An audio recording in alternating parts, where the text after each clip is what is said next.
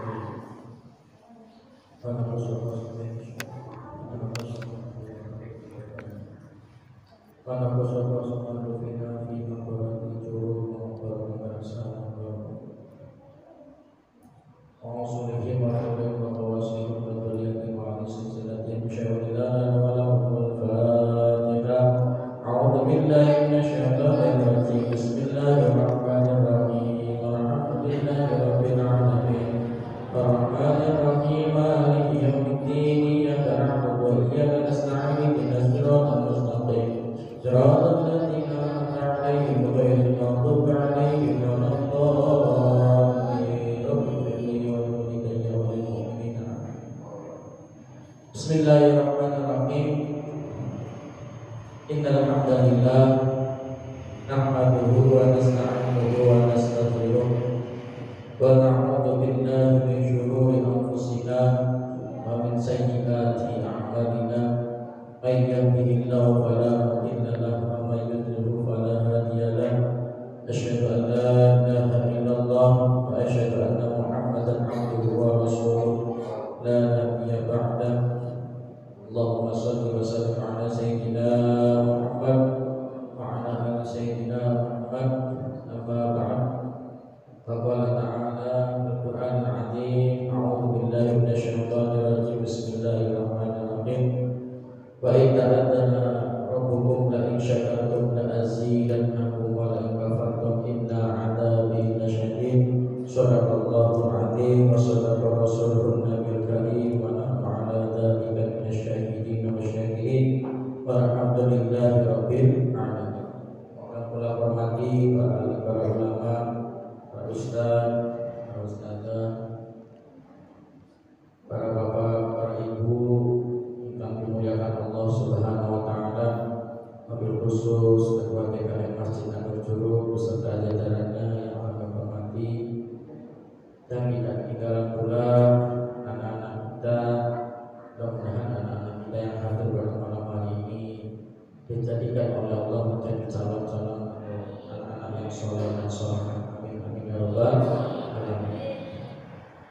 Pertama-tama dan yang paling utama, marilah kita panjatkan puja dan puji syukur kehadirat Allah Subhanahu wa taala yang mana Allah senantiasa memberikan nikmat kepada kita semua, baik nikmat iman, nikmat Islam, nikmat jasmani dan nikmat rohani, sehingga kita semua dapat berkumpul pada malam hari ini dalam keadaan sehat walafiat. Alhamdulillahirabbil alamin. Kedua kalinya shalawat beserta salam tercurah limpahkan kepada baginda Nabiullah, Nabi akhir zaman, Nabi Muhammad sallallahu alaihi wasallam, pada keluarganya, para sahabatnya, dan semoga kelak kita selaku umatnya mendapatkan syafaatnya di yaumul kiamat nanti. Amin amin ya rabbal alamin.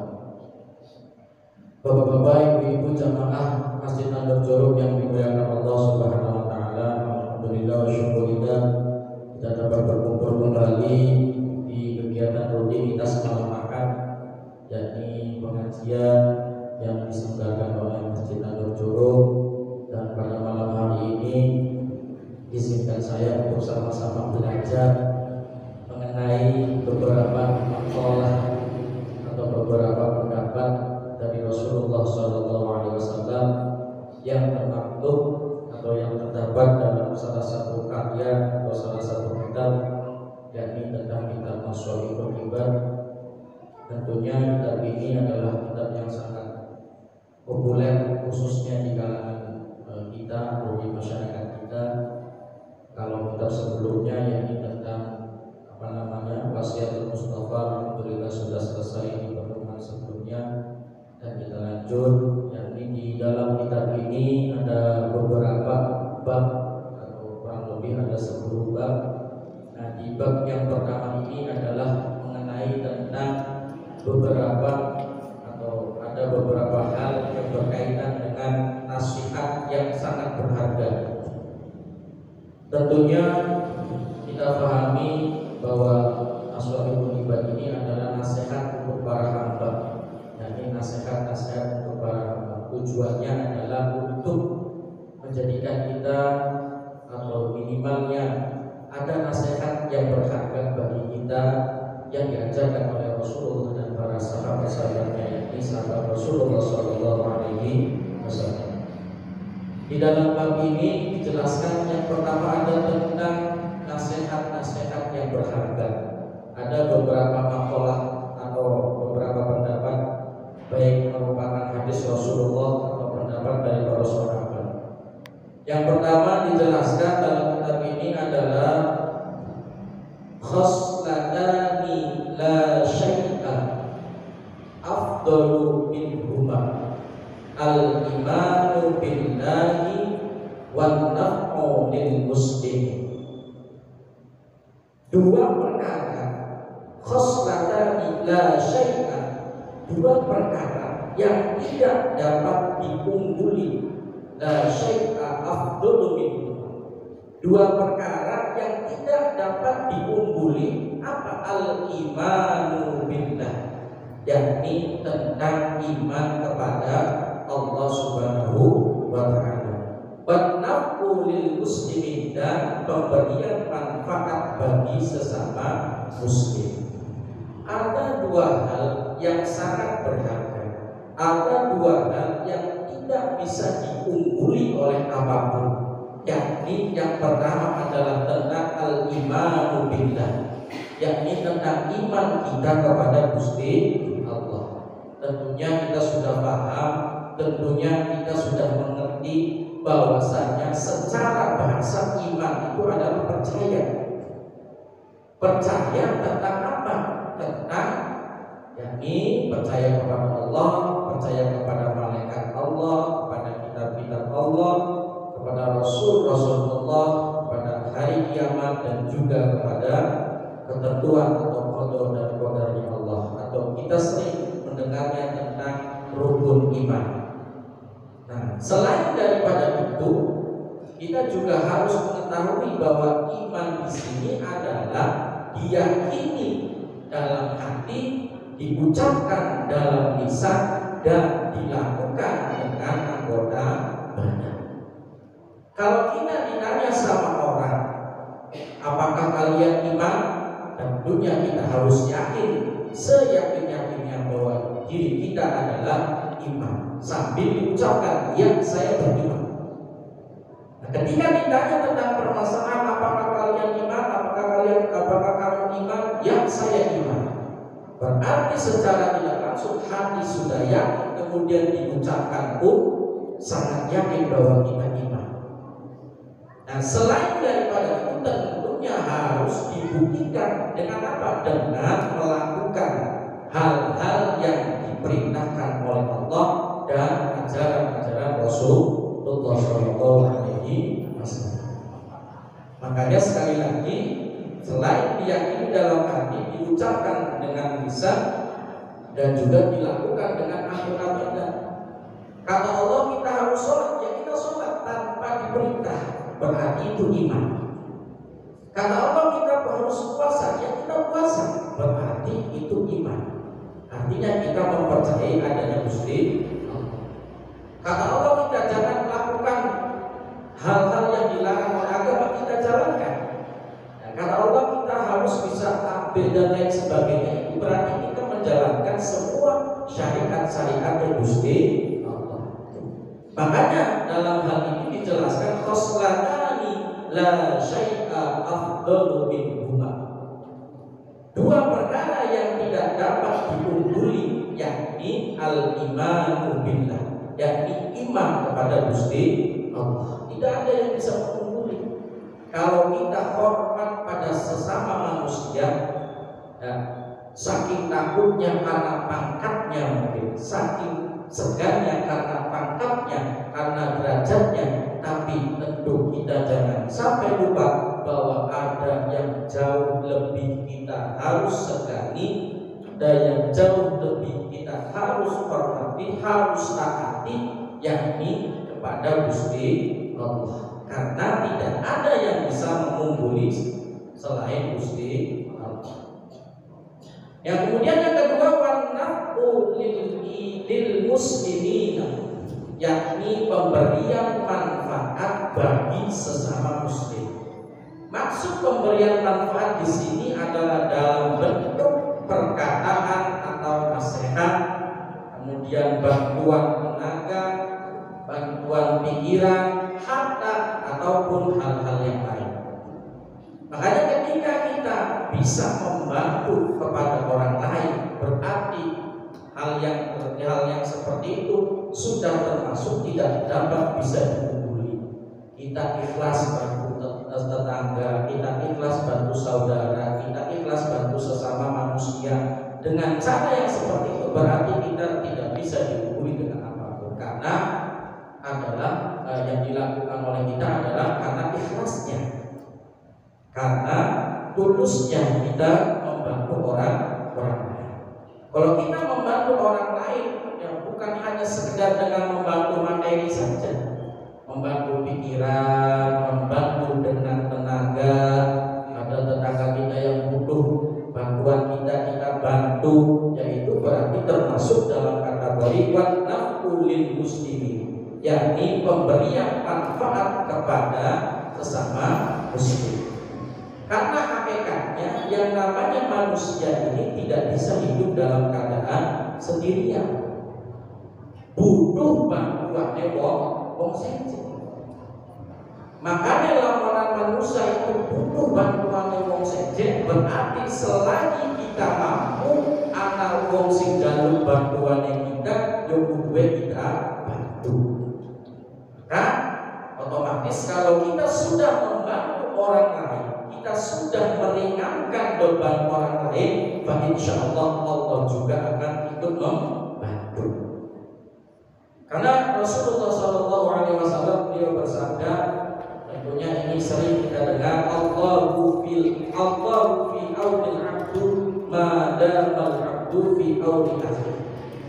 Allahu fi aunil abdu. Allah, Gusti Allah ini bakal nulung hambane madamal abdu, selagi hambanya, ya, madamal abdu fi aunil abdu. Allahu fi aunil abdu madamal abdu fi aunil abdu. Jadi Gusti Allah akan bantu hambanya selagi hambanya mau bantu terhadap sesama. Nah ini janji Gusti Allah. Gusti Allah bakal bantu seseorang kalau seseorang tersebut mau membantu orang lain.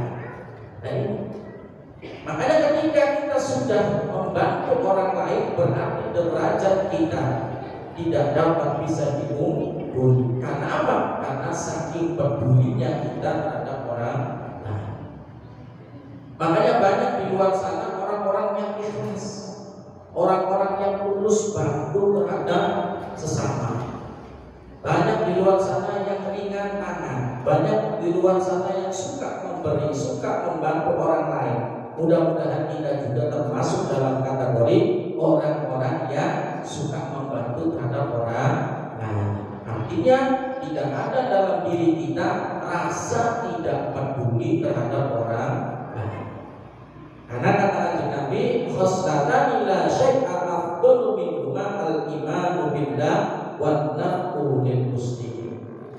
Dua perkara yang tidak dapat diungguli, yakni iman kepada Allah dan juga pemberian manfaat bagi sesama muslim. Kemudian Rasulullah SAW bersabda, "Man asbaha la yakfi dzulma ala ahadin, ghufira lahu ma asab, wa man asbaha yakfi nusratal madlum wa qada'a hajatil muslimin kanat lahu ka'ajri hajatin mabrurah." Kemudian dalam bab ini nasihat yang kedua adalah man asbaha la yakfi dzulma. Siapa orangnya yang bangun pagi, man asbaha la yakfi dzulma. Siapa orangnya yang bangun pagi dan tidak berniat menzalimi seseorang, ya, la yakfi dzulma ala ahadin ghufira lahu ma asab, maka ia akan mendapatkan ampunan dosa dari Allah Subhanahu wa Ta'ala. Makanya kalau setiap kita bangun pagi kemudian kita tidak ada niatan sedikit pun untuk menzalimi orang lain, berarti secara tidak langsung setiap hari kita sudah mendapatkan ampunan terhadap Gusti Allah Subhanahu wa Ta'ala. Makanya jangan sampai setiap harinya kita dikotori oleh niat-niat yang jelek. Kita dikotori dengan niat-niat yang tidak baik. Karena sesungguhnya niat yang baik adalah niat yang mana kondisinya tidak merugikan orang lain. Ya, setiap pagi kita bangun pagi kemudian mengucapkan alhamdulillah karena kita dibangkitkan lagi sama Allah dari tidur kita. Alhamdulillahilladzi ahyana ba'dama amatana wa ilaihi nusyur. Gusti Allah membangkitkan kita dari kematian kita, yakni dari tidur kita, yang mana kondisinya itu harus disyukuri oleh kita. Nah, ketika kita sudah bangun pagi, maka jangan diniatkan untuk menzalimi orang lain. Ya, karena apa? Karena mungkin tadi malamnya kita punya masalah sama orang lain, mungkin tadi malamnya kita punya problem sama orang lain, sehingga pagi hari harus dibalaskan. Sama. Yang seperti ini sama. Makanya jangan sampai setiap pagi itu kondisinya kita mempunyai niatan yang jelek. Makanya terkadang ya, segala sesuatunya Gusti Allah itu memberikan, baik itu adab maupun rezeki, itu adanya mulai dari pagi hari. Makanya pagi hari ini harus dilakukan dengan hal-hal yang positif. Ya, jangan sampai dilakukan dengan hal-hal yang negatif. Nah, karena kalau pagi hari niatnya saja sudah jelek, maka sampai dengan malam pun akhirnya jelek. Makanya ini yang harus diniatkan oleh kita. Niat untuk usaikin. Niat itu akan menyengaja atau akan menjadi tujuan kita dari segala sesuatu. Makanya niat itu penting. Sehingga setiap harinya kita menjadi wong-wong sing baik, orang-orang yang baik, orang-orang yang selalu ada dalam syariatnya Gusti Allah Subhanahu wa Ta'ala. Makanya kata Nabi, man asbaha la yakfi dzulma ala ahadin ghufira lahu ma asab. Barang siapa yang bangun pagi kemudian tidak berniat menzalimi seseorang, maka ia akan mendapatkan ampunan dosa. Kemudian waman asbaha yakfi nusratal madlum.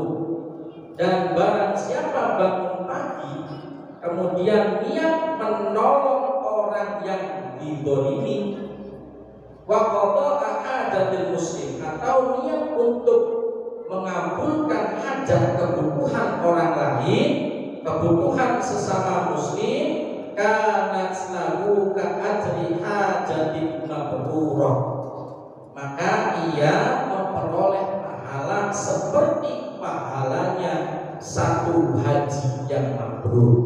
Ini Masya Allah, Gusti Allah itu upai pahala itu ditanggung-tanggung.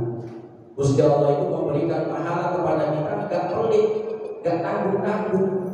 Kalau ada orang di setiap pagi meniatkan dirinya untuk membantu orang yang terdolimi, contohnya bagaimana kita melihat keadaan di sekitar, misalkan ada orang yang difitnah, ada orang yang didolimi, kemudian kita yakin orang tersebut tidak bersalah, dan kita mau membantu orang tersebut, berarti secara tidak langsung kita dapat pahala.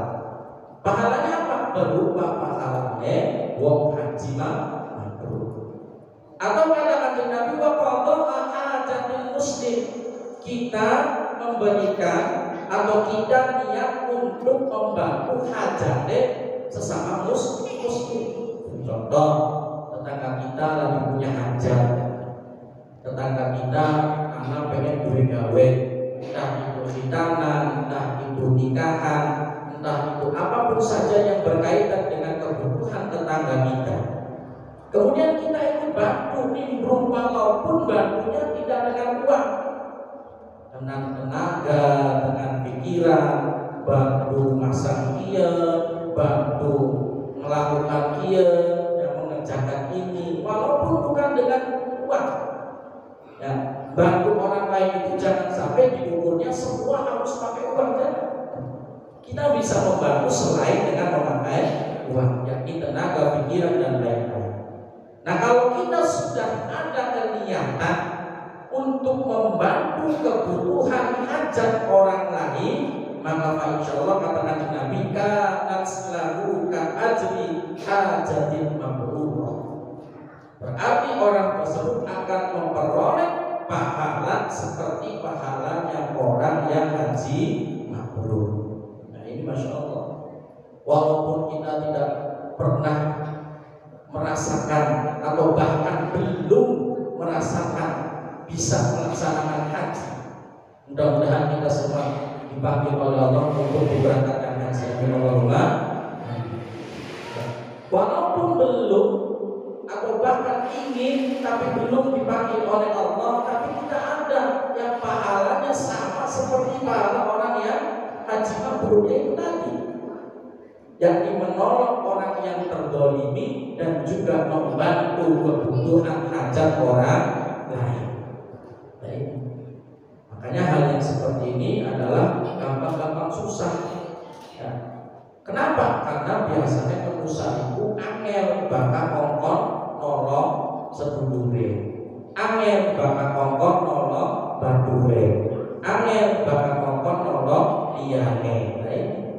Makanya harus diubah pola pikir kita, harus diubah pandangan kita untuk bisa membantu terhadap sesama manusia. Nah, ini yang diajarkan Rasul, sehingga tidak tanggung-tanggung pahalanya Gusti Allah, yakni diberikan pahala seperti pahalanya orang yang haji mabrur.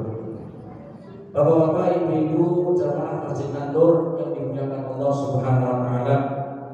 Kemudian Rasulullah SAW bersabda, ahabbul ibadi ilallahi ta'ala. Ini nasihat yang ketiga yang sangat berharga bagi kita. Ahabbul ibadi ilallahi ta'ala anfa'un nasi linnas, anfa'un nasi linnas wa afdalul a'mal idkhalus surur ala qalbil mu'min yatradu anhu ju'an aw yakshifu anhu karban aw yabdilahu dayna wa khaslatani la syai'a akhbatu minhuma asyirku billah wa durru bil muslim. Kata Kanjeng Nabi, hamba yang sangat dicintai Allah ialah hamba yang bermanfaat bagi sesama manusia. Ini adalah tentang hadis yang berkaitan orang yang dicintai Gusti Allah. Ini adalah orang atau seorang hamba yang sangat bermanfaat bagi sesama manusia. Ini sangat dicintai Allah. Kalau kita pengen dicintai seseorang, tentunya kita bikin orang tersebut bagaimana caranya bisa mencintai kita, tentunya dengan segala cara. Nah, ini ada cara yang mana Gusti Allah bisa mencintai kita. Tentunya kalau sudah Gusti Allah cinta, apapun saja kita akan diberi. Sama seperti halnya kita dicintai sama orang lain atau sama makhluk. Ketika kita minta, mesti diberi. Nah, ini Gusti Allah yang menciptakan makhluk. Gusti Allah yang menciptakan manusia. Makanya ketika sudah kita dicintai oleh Allah, insya Allah apapun yang kita minta akan diberi. Nah, makanya hamba yang sangat dicintai Allah, yakni hamba yang bermanfaat bagi sesama manusia. Dan amal yang paling utama ialah menanamkan idkhalus sururi ala qalbil mu'min, yakni menanamkan rasa gembira di hati seseorang mukmin. Nah, ini adalah amal yang paling utama. Bagaimana caranya kita mendapatkan amal yang paling utama, yakni dengan cara idkhalus surur ala qalbil mu'min, yakni dengan cara menanamkan rasa gembira, menanamkan rasa senang ning atiye wong mukmin. Berarti secara tidak langsung kita diajarkan agar jangan sampai punya ucapan, punya tingkah laku, punya perilaku yang sehingga bikin sakit kita punya kerabat, punya teman, punya saudara yang banyak daripada kita punya musuh. Alhamdulillah, aja sampai kita kulit dua musuh. Nek dua musuh kurang enak, tidak akan tenang. Makanya buyung atau hidup rukun terhadap sesama ini jauh lebih baik. Apalagi kondisinya selalu bikin senang kalau manusia liyane, kalau makhluk yang lain. Nah, ini. Kemudian yang radu'an hujuan, selain daripada itu, yakni dapat menghilangkan rasa lapar bagi seseorang.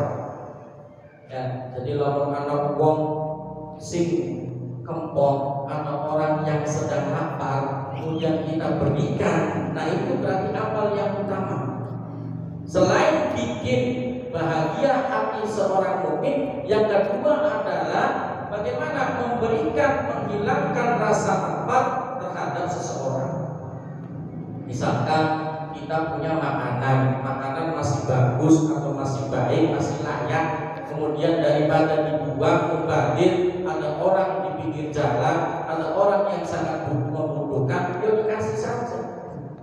Tentunya dikasih ini dengan cara yang baik, dikemas lagi dengan yang baik, dibungkus lagi dengan yang baik, kemudian kita berikan daripada dibuang. Mungkin apa yang lebih dari kita itu mungkin sangat berharga bagi orang lain. Makanya daripada dibuang percuma, masih mending diberikan kepada orang lain. Karena salah satu amal utama orang lain yang meradukan hujuan, au yakshifu anhu karban, selain daripada itu meringankan beban derita seseorang. Ada orang yang punya beban deritanya, punya banyak masalahnya. Nah, kita bantu. Nah, ini berarti kita juga termasuk orang yang diberikan amal utama. Atau katakan Nabi, au yaqdilahu dainan, atau sampai kita bisa menjadi orang yang melepaskan hutang orang lain. Ini luar biasa berarti. Anak uang sing gelem ngelunas hutang wong sejen, ini masya Allah sekali. Ya, biasanya orang-orang kaya yang banyak uangnya kemudian ringan tangan, artinya suka memberi. Ya, ini luar biasa, masya Allah. Ya, uangnya banyak kemudian suka memberi, apalagi membebaskan hutangnya orang lain. Dengan cara tulus ikhlas, maka insya Allah itu adalah amal Kanjeng Nabi. Jadi sekali lagi amal utama itu diantaranya ada menanamkan rasa gembira, idkhalus sururi ala qalbil mu'min.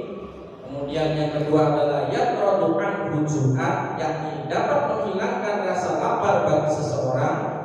Kemudian au yakshifu anhu karban, atau meringankan beban orang lain.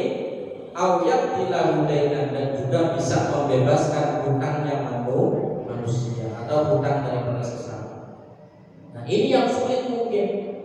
Urus murid DWP angel apa maning urus murid wong sense. Nah, tapi kalau kita mungkin lebih diberikan lebih sama Allah, berubah harta kita lebih diberikan sama Allah. Kemudian kita ingat bagaimana masa-masa sulit kita, ingat bagaimana masa-masa kita tidak punya uang. Kemudian kita sekarang banyak uang misalkan. Dan tentunya dengan ingatnya kita ketika kita tidak punya uang kemudian membantu orang lain, nah ini berarti luar biasa. Berarti tidak menghilangkan daripada rasa yang pernah ada, yakni merasakan tidak punya uang. Nah, ini gampang-gampang susah. Yosi angel itu yang niatnya. Makanya perlu kita belajar bareng-bareng, mudah-mudahan kita bisa termasuk orang-orang yang bisa memberikan manfaat kepada orang lain. Kemudian katakan Nabi wa khoslatani la syai'a akhbatu minhuma. Ada dua perkara yang sangat jelek, yang sangat tercela. Wa khoslatani la syai'a akhbasu minhuma. Ada dua perkara yang sangat jelek, dua perkara yang sangat tercela, yakni asyirku billah. Yakni yang pertama adalah syirik kepada Gusti Allah. Kita harus punya rasa syukur, harus punya rasa syukur kepada Allah, karena sampai detik ini kita masih menyembah Gusti Allah. Ada sampai dua sifat yang menjadikan diri kita syirik di Gusti Allah. Syirik itu apa sih? Menyekutukan Allah. Menyekutukan apa? Menduakan. Lama diduakan itu mereka. Nah, apalagi diduakan itu Gusti Allah, yakni orang yang menciptakan hambanya, menciptakan manusia. Nah, ketika hal yang seperti ini berarti orang tersebut termasuk wong sing tercela, wong sing desa. Makanya kita harus bersyukur. Alhamdulillah hari ini kita masih beriman. Alhamdulillah hari ini seterusnya setiap hari kita bersyukur. Ya, sehingga ketika kita bersyukur akan ditambah di Gusti Allah. Yang seperti dalam mukadimah tadi, la in syakartum la azidannakum wa la in kafartum inna adzabi lasyadid. Nah, kalau kita bersyukur, insya Allah akan ditambah terus kita. Bersyukur tentang keimanan kita terus ditambah, imannya kuat, imannya tebal. Sembahyangnya rajin, ibadahnya rajin, tingkah lakunya pun semakin hari semakin baik. Karena kita selalu bersyukur kepada Gusti Allah. Nah, ini makanya katakan Nabi wa khasqatani la syai'a akhbas minhuma asyirku billah. Kemudian yang kedua wadurru bil muslimin, yakni yang kedua adalah seseorang yang mendatangkan petaka, mendatangkan bahaya bagi sesama muslim. Nah, ini orang yang mendatangkan bahaya, mendatangkan petaka bagi orang lain, berarti ini adalah orang yang jelek, orang yang sangat tercela. Aja baik duwe niatan kanggo nyakiti wong sejen. Jangan sampai kita punya niatan untuk menyakiti orang lain.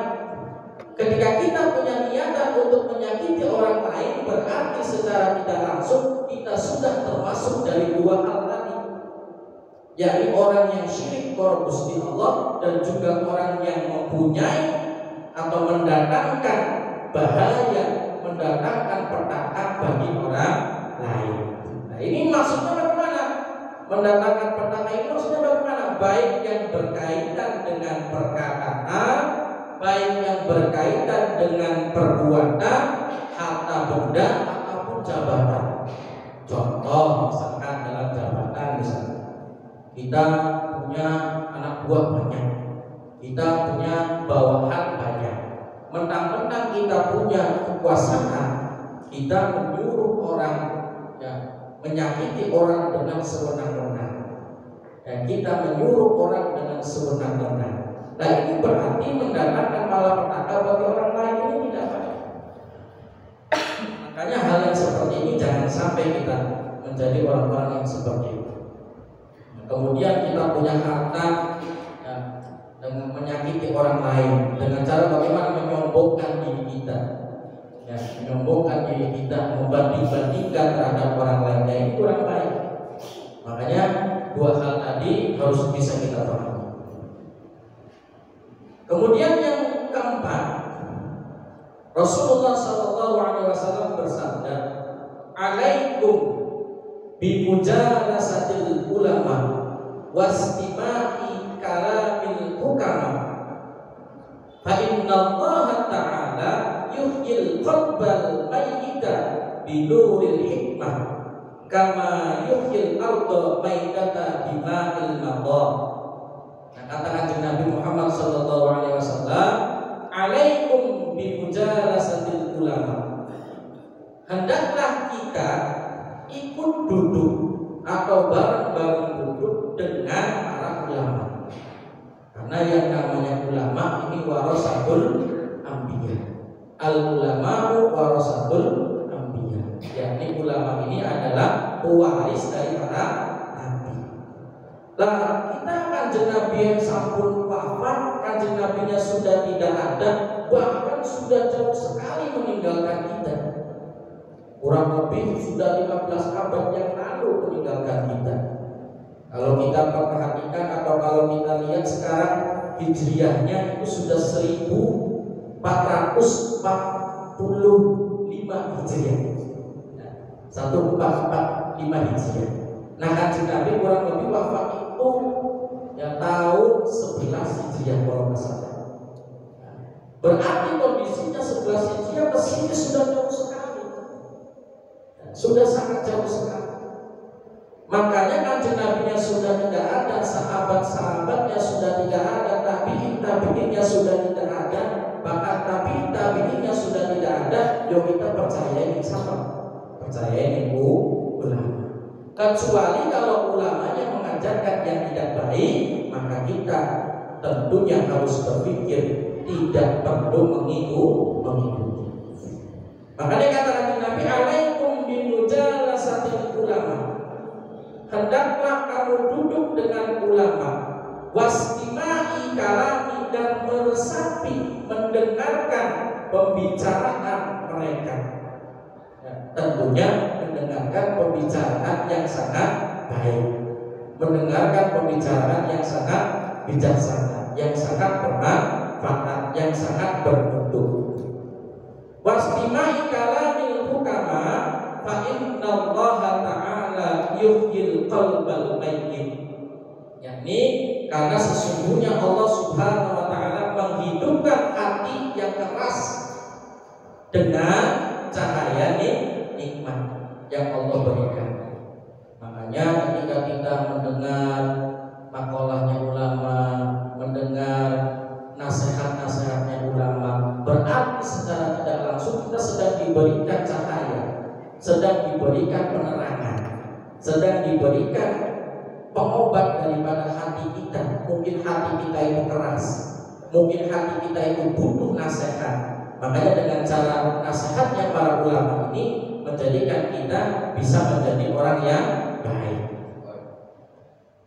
Kama yuhyil ardal maitata bima'il madar. Sebagaimana tanah yang sangat kering, tanah yang sangat tandus dapat menjadi subur itu karena apa? Bima'il madar, karena adanya hujan dari langit. Nah, makanya kondisinya karena adanya hujan ini tanah bisa subur. Nah, sama seperti manusia, kalau setiap hari atau bahkan sampai dengan 1 tahun beli pernah merumunang ngaji, beli pernah kumpul ngaji, ada yang nasihati gak mau, ada yang peduli sama kita gak dipedulikan, gak didengarkan. Yo berarti uripe pengennya dewe kan, uripe pengennya menerangkan diri sendiri. Ya, ini bahaya. Ya, tentunya hal yang seperti ini kalau ada orang yang menasihati kita, kalau ada orang yang memberikan nasihat kepada kita, berarti kita harus bersyukur. Alhamdulillah, iya ya. Nah, untuk nasihati, kayak begitu. Harusnya begitu. Baik itu yang menasihati manusia biasa atau bahkan seorang ulama. Ya, apalagi kalau kita punya kerabat, kita punya teman, kemudian ada teman yang nasihati, harusnya bersyukur. Berarti secara tidak langsung orang tersebut, teman kita, peduli terhadap kita. Namun kebanyakan realitanya berubah, berbeda. Bahkan anak uang nasihati, akhirnya apa? Si dinasihati mengkel, marah. Kamu nasihati kayak bis bener baik, ya, akhirnya begitu imbasnya begitu. Makanya harus bisa punya pikiran yang positif, harus bisa punya pikiran yang baik. Ada orang yang nasihati, ya berarti secara tidak langsung sedang memberikan cahaya kepada hati kita. Mungkin menurut kita benar, belum tentu menurut orang lain itu benar. Ya, menurut kita ini benar, belum tentu menurut wong sejen itu benar. Makanya orang lain yang mengoreksi kita. Nah, ketika orang lain mengoreksi kita, kemudian memberikan nasihat kepada kita, ya kita perlu bersyukur. Ada sampainya kok, jangan sampai marah. Nah, anak wong si nasihat, ya harus bersyukur. Ada juga yang menurut kita benar, menurut orang lain juga benar, tapi belum tentu menurut Gusti Allah itu benar. Ya gampang, contohnya kayak apa? Kayak sembahyang.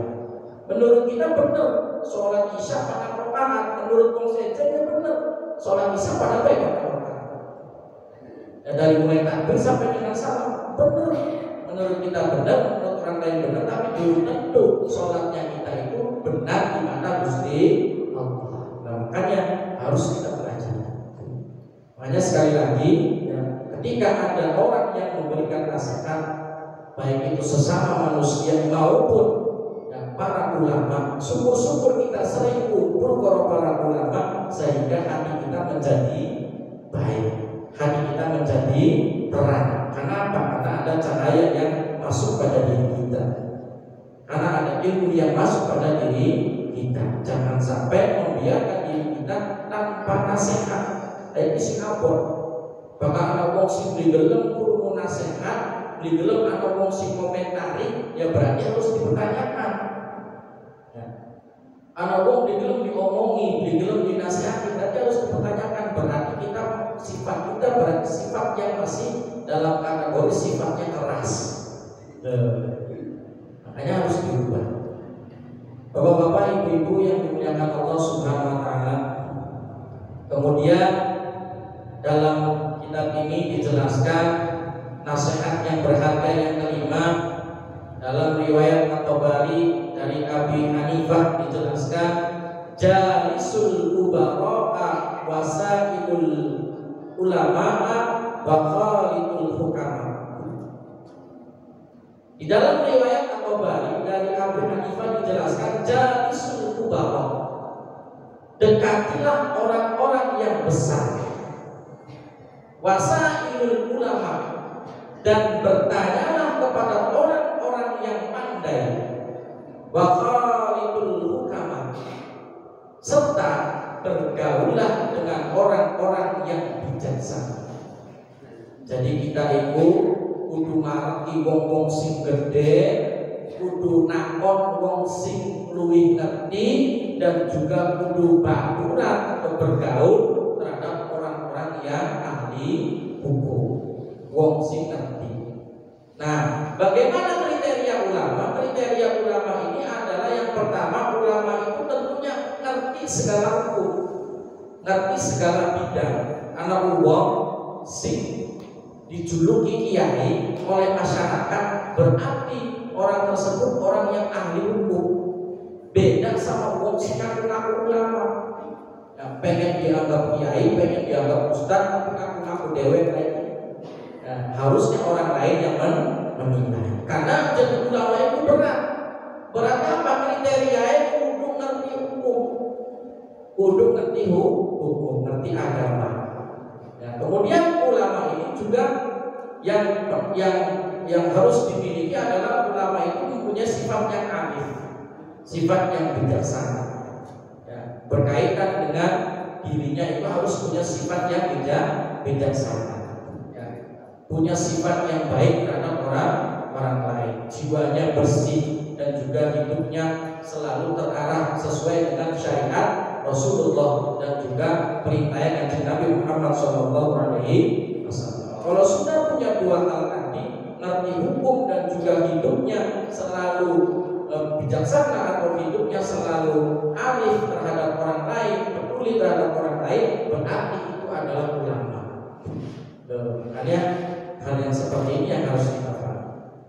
Makanya jalisul kubara wasailul ulama wa khaliful hukam. Ada 3 yang harus kita belajar.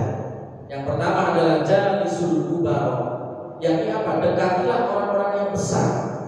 Wong besar ini adalah orang-orang yang tentunya punya segalanya, baik itu hukum, pengalaman dan lain-lain. Ya, karena dari pengalaman itu menjadikan pembelajaran pada diri kita. Anak wong sing luwih ngerti yo kita pasti takon. Ya, wasailul ulama, bertanyalah. Jangan sampai kita tersesat. Kenapa? Karena meyakini diri kita sendiri. Ya, taklid, melu-meluan sing beli-beli. Ya, nah ini harus punya sifat untuk rasa ingin tahu. Ada sampai bakal ngerti, digelem takon, akhirnya apa salah kayak ini. Ya. Contoh misalkan syariat puasa. Puasa Gusti Allah mensyariatkan dari mulai terbitnya fajar sampai terbenamnya matahari. Nah, ada suatu permasalahan, orang tersebut perjalanannya jauh lagi lelungaan misalkan. Sing Jakarta, Cirebon, Marani, Surabaya misalkan.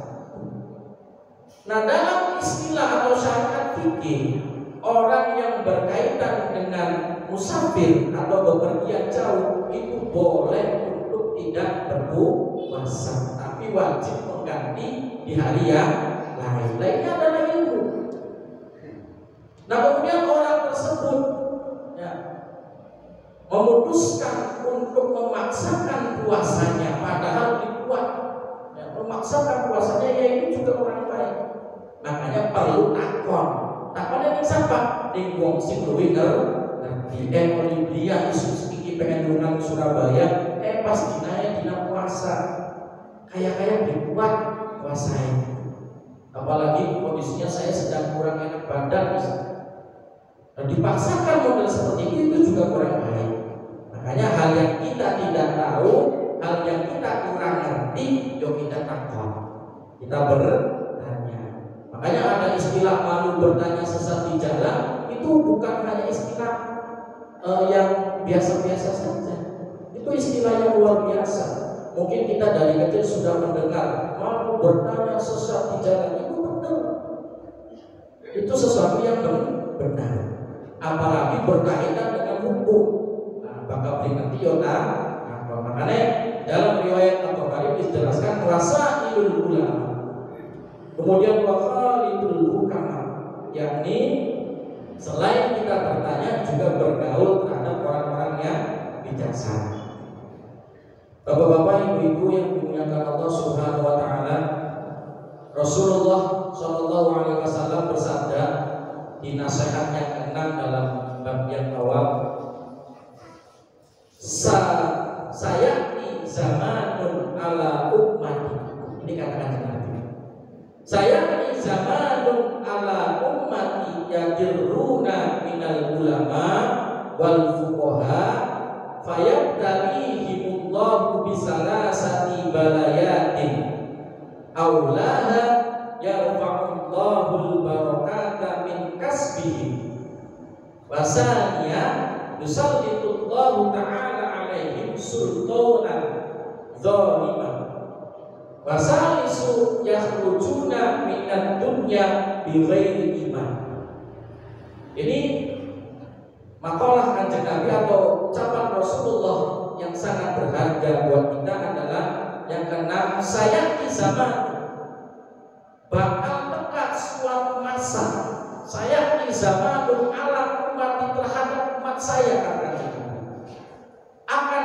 suatu masa dari umatku yadiruna minal ulama, yakni semuanya melarikan diri dari para ulama, wal fuqaha dan ahli fikih. Tuh para anak sing sekian wis laka pengajian, wis laka wong ngaji, tidak ada orang yang menggelar daripada pengajian, wah berarti bahaya. Alhamdulillah ini daerah kita kalau panjenengan sami mas anak pengajian, akeh wong sholawatan, akeh wong wiridan, akeh wong pengajian, masih akeh sing seneng pengajian. Alhamdulillah. Makanya kata kanjeng Nabi, saya di zamanun ala ummati yadiruna minal ulama wal fuqaha fayabtalihimullah. Bakal terjadi suatu masa pada umatku semuanya melarikan diri terhadap ulama dan juga ahli fikih. Kemudian fayabtalihimullah bisalasi balaya. Maka kemudian Allah akan menimpakan 3 bencana pada mereka. Lamun anak wong sing wis digelem karo ulama, wong sing wis digelem karo wong ahli fikih, yo siap-siap Gusti Allah bakal memberikan 3 bencana bagi orang tersebut.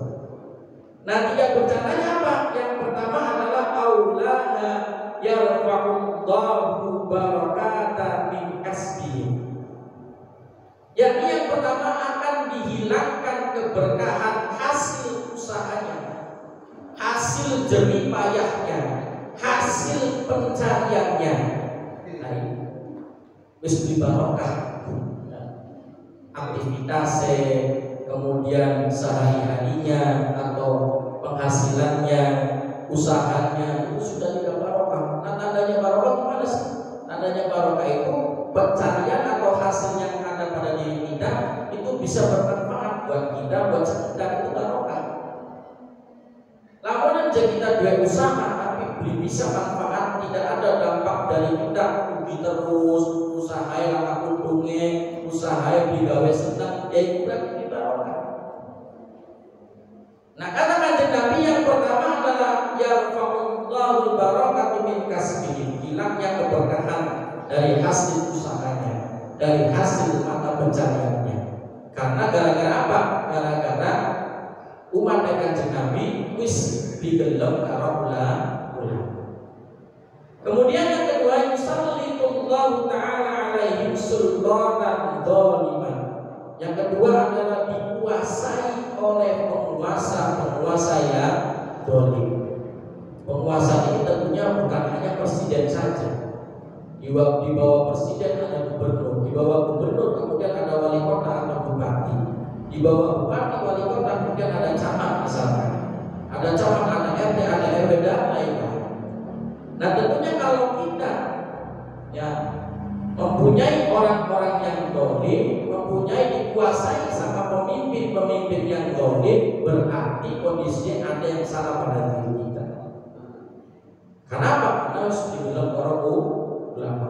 Misalkan di suatu daerah laka pengajian, di suatu daerah laka wong sing seneng ulama, bisa jadi dipimpin sama orang yang tidak ahli ibadah. Nah, ini akan dihadirkan sama Allah sesuai dengan keadaan di sekitarnya. Nah, kalau kamu curug, insya Allah beli orang. Karena akeh wong pinter, akeh wong sing ngerti ilmu agama, akhirnya apa? Kabeh melu sedang belajar agama. Ini berkahnya seperti itu. Makanya kata kanjeng Nabi, wasaniyatu yusallitullahu ta'ala alaihim sultanan dzaliman, yakni dikuasai oleh orang yang punya sifat zalim. Kemudian yang ketiga, wasalisatu yakhrujuna minad dunya bighairi iman. Orang tersebut akan keluar dari dunia, keluar dari alam dunia, akhirnya apa? Atau bisa disebut dengan wong wis mati tanpa adanya disertai iman. Nah, kalau ada orang yang mati kemudian tidak ada imannya, ya berarti orang tersebut karena dia dulunya tidak percaya ulama. di dalam ngaji, di dalam apa akhirnya meninggal bukan dalam keadaan iman. Contoh misalkan lagi mabok mati, ya, lagi tawuran mati, dan lain-lain. Ini kan berarti meninggal dalam keadaan tidak dalam beriman. Nah, makanya hal yang seperti ini harus kita bisa membimbing, khususnya membimbing diri kita sendiri dan orang-orang yang ada di sekitar, yang harus bisa untuk punya rasa haus untuk mencari ilmu. Ya, makanya jadi sahabat Abu Bakar, beliau pernah berkata, "Man dakhalal qabra bila zadin, man dakhalal qabra bila zadin, faka'annama raqibal bahra bila safinatin. Mal mayyitu fi qabrihi illa kal ghariqil mukhawwif." Ini kata sahabat Abu Bakar radhiyallahu anhu, beliau mengatakan, "Man dakhalal qabra, barang siapa masuk kubur, barang siapa orang itu sudah mati, bila zadin, tanpa atau tidak membawa bekal." Maka anak mati kalau dibawa bekal, dan tentunya bekal keimanan, bekal pahalanya, sama fakaan nama raqibal bahra bila safinah, maka bagaikan berlayar tanpa perahu. Anak wong sing pengen berlayar kalau dengan perahu kira-kira bisa berlayar? Ya tidak bisa. Nah, ada orang pengen keluar negeri, dan jalan kakinya nggak bisa. Ya mungkin bisa, tapi prosesnya lama. Nah, yang seperti ini yang dimaksudkan oleh Abu Bakar. Kalau kita meninggal tanpa adanya amal, tanpa membawa bekal, pada baik kayak wong sing berlayar tanpa menggunakan perahu. Mal mayyitu fi qabri illa kal ghariqil mukhawwis. Orang mati itu di dalam kuburnya seperti apa? Seperti orang tenggelam, seperti wong sing tenggelam yang mengharapkan pertolongan. Makanya jadi membuat zaman pengen yang sering doakan mayit, sering doakan wong sing wong sing wis diurip atau sudah meninggal, apalagi khususnya di malam Jumat, karena orang tersebut atau mayit tersebut atau saudara kita yang sudah meninggal itu minta pertolongan pada kita, ya memang benar. Makanya hal yang seperti ini perlu kita pelajari, karena orang yang sudah meninggal juga sering minta pertolongan kepada kita. Bahkan di Donganan diberikan kiriman Fatihah, diberikan kiriman jariah sama kita, insya Allah senang. Akhirnya apa? Timbal baliknya kita Donganan kita juga. Nah, makanya hal yang seperti ini, apalagi kita mendoakan orang alim, orang ulama yang sudah meninggal, orang yang nanti ilmu yang sudah meninggal. Insya Allah beliau itu karena wali dekat dengan Allah, dan insya Allah doa kita pun akan dibalikan lagi, dan akan diberikan kebaikan lagi kepada diri kita. Nah, ini makanya makam-makam para wali tidak pernah sepi. Kenapa? Karena ya seorang ulama itu dekat dengan Gusti Allah. Makanya tentu harus kita pelajari hal yang seperti itu. Bapak-bapak, ibu-ibu yang dimuliakan Allah Subhanahu wa taala, kemudian ada makalah dari Khalifah Utsman bin Affan radhiyallahu anhu. Beliau berkata, "Hammud dunya dzulmatun fi qalbi wa hammul akhirati nurun fi qalbi." Hammud dunya, susah semata-mata karena dunia adalah dzulmatun fi qalbi. Hammud dunya dzulmatun fi qalbi. Ini kata Sayyidina Utsman bin Affan. Hammud dunya dzulmatun fi qalbi. Susah semata-mata karena urusan dunia itu adalah kegelapan dalam hati. Makanya aja terlalu fokus di kehidupan dunia. Kalau kita fokus terhadap kehidupan dunia, berarti sama saja kita suka terhadap kegelapan hati kita. Wa hamul akhirati nurun fi qalbi. Sebaliknya, ya, susah diri semata-mata karena mengharapkan akhirat, maka insya Allah adalah penerang dalam hati. Loh, kalau urusan dunia aja terlalu, tapi urusan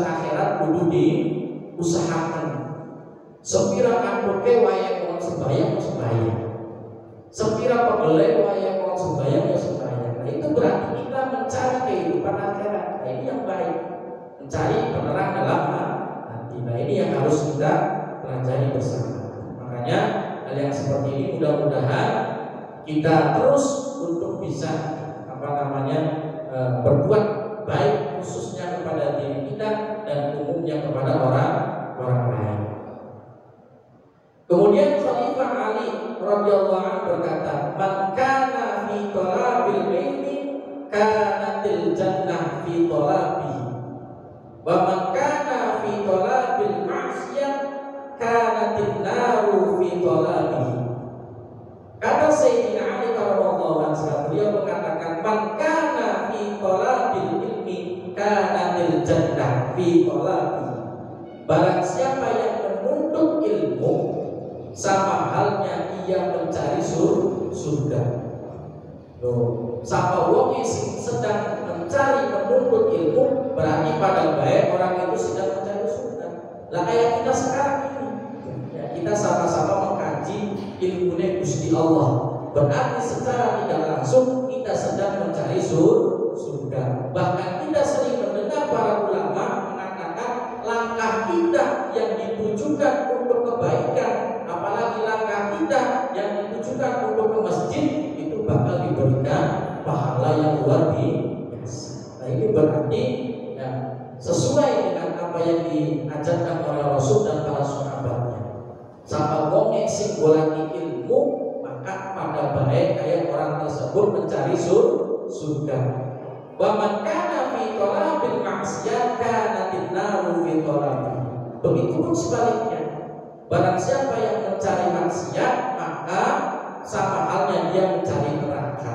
Pada baik, ya, pengen maksiat ya berarti siap-siap berarti mencari apa? Neraka. Nah ini makanya bapak-bapak, ibu-ibu yang dimuliakan Allah Subhanahu Wa Taala, mudah-mudahan dari apa yang tadi diajarkan oleh para ulama dan sahabatnya Rasul ini mudah-mudahan bisa kita terapkan. Harus punya sikap peduli, harus punya sikap berbaur terhadap sesama, dan tentunya haus terhadap ilmu yang diajarkan oleh para ulama.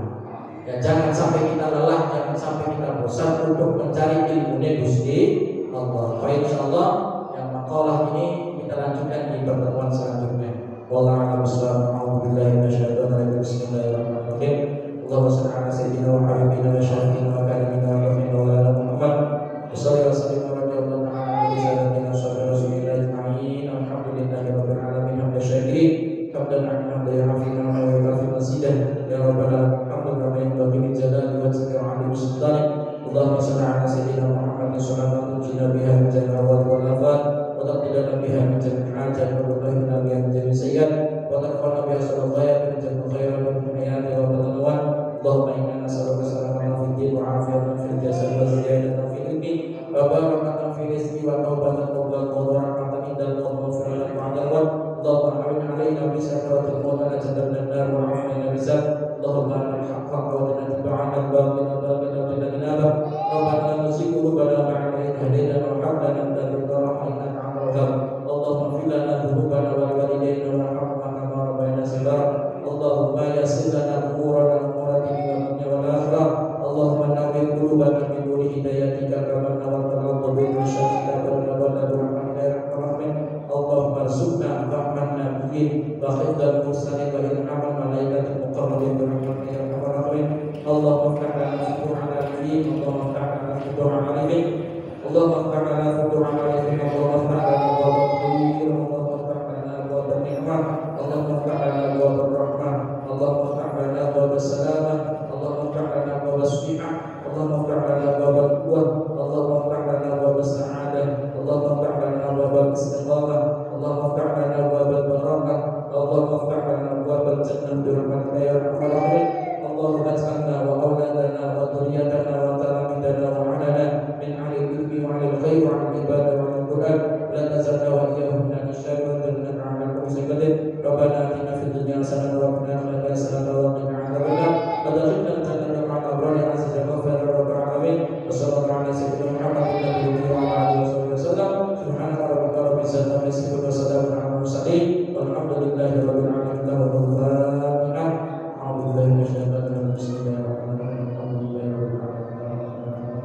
الدين إياك نعبد وإياك نستعين اهدنا الصراط المستقيم صراط الذين أنعمت عليهم غير المغضوب عليهم ولا الضالين waghfir li wa liwalidayya wa lil mu'minina amin.